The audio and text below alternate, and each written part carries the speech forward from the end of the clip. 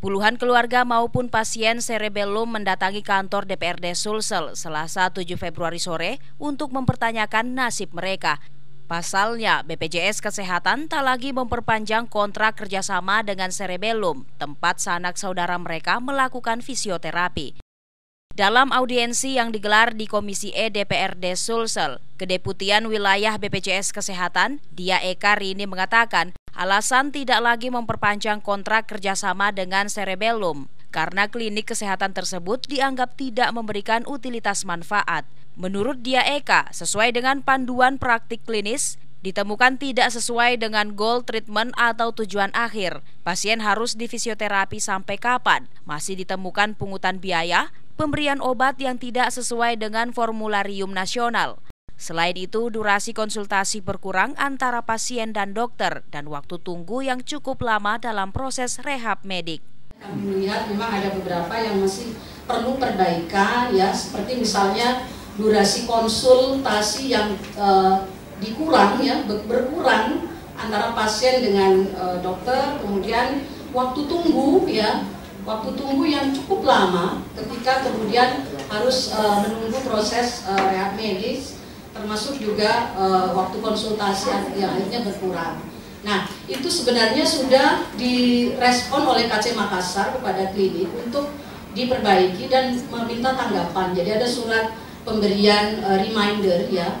Dan kemudian itu mungkin pembahasan itu yang belum selesai. Sebelumnya anggota Komisi E DPRD Sulsel mencecar pertanyaan BPJS alasan tidak memperpanjang kontrak kerjasama dengan klinik kesehatan Cerebellum. Melantarkan pasien, dia katakanlah misalnya dia tidak memberi pelayanan seperti yang seharusnya, dia markup biaya misalnya, ini kan sudah dijelaskan secara vulgar supaya orang tahu, jangan kesannya bahwa ini ada diskriminatif. Yang muncul sekarang di publik adalah perlakuan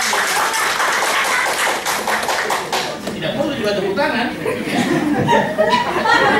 Karena yang kita mau dengar adalah penjelasan real, ya.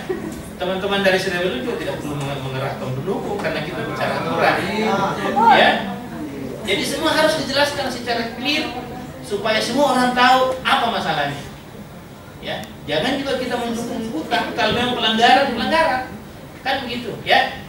Tolong dijelaskan itu Bu Dia dan teman-teman dari BPJS. Baik, Vaskes kita. Kemudian 307 anak, saya baca nih kronologinya dalam 2 hari yang lalu. 307 anak ini ternyata ketika mereka ke rumah sakit kita di beberapa tempat yang ada layanan BPJS-nya tidak maksimal, Bu. Jauh lebih buruk dari yang Ibu cabut nih. Betul sekali. Ya, sekali lagi saya mau bilang, kita ini sama-sama mencari jalan keluar, tidak untuk disoraki. Saya pikir kita sama-sama dewasa lah. Terus, apa tindakan BPJS di dalamnya? Bagaimana Dinas Kesehatan dalam hal ini? Saya mau mengatakan sekali lagi bahwa layanan kesehatan adalah layanan wajib dan mendasar yang menjadi hak setiap warga negara.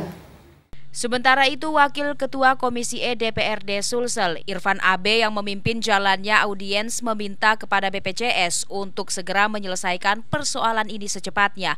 Apalagi ada 307 pasien yang selama ini menikmati layanan di Cerebellum. Hingga hari ini tak bisa lagi menikmati layanan tersebut dengan baik.